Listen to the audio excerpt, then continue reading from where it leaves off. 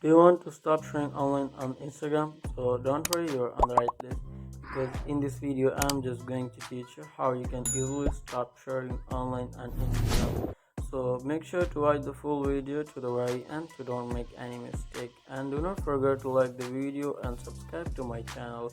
Thanks guys. So let's get started without wasting any time. First of all, open up your Instagram app and then just go to your profile and just click on these three lines, and then just go to your settings and privacy, and then just tap on this search bar and search ACT, which is stand for the activity.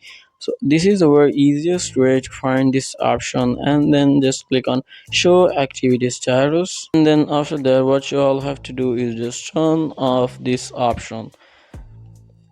So this is how you can easily stop showing online on Instagram. If you have any question about the tutorial, just leave me a comment below.